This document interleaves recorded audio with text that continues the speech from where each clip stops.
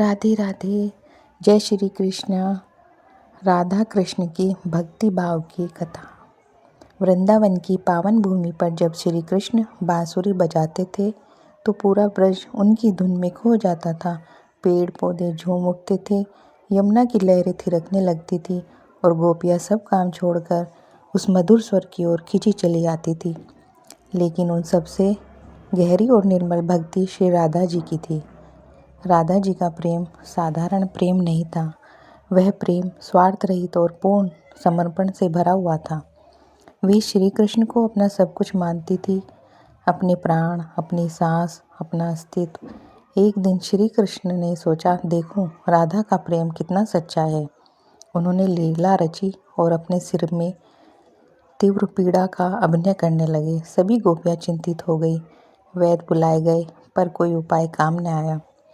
तब नारद जी आए और बोले, यदि कोई सच्चा भक्त अपने चरणों की धूल श्री कृष्ण के मस्तक पर रख दे तो उनकी पीड़ा दूर हो जाएगी।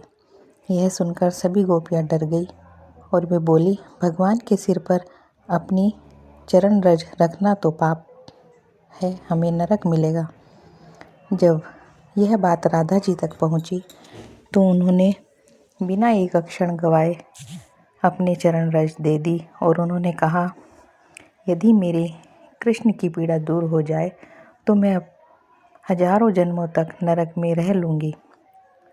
मुझे अपने सुख दुख की चिंता नहीं है, मुझे केवल कृष्ण की खुशी चाहिए। जैसे ही राधा जी की चरण रज श्री कृष्ण के मस्तक पर रखी गई, उनकी पीड़ा तुरंत दूर हो गई।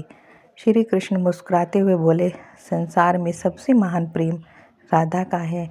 यह प्रेम स्वार्थ रहित है, शुद्ध और पूर्ण समर्पण वाला है, जिसमें अपना अहंकार, स्वार्थ और अपना भय सब कुछ त्याग दिया जाता है। सच्ची भक्ति वही होती है। जय श्री कृष्ण। राधे राधे।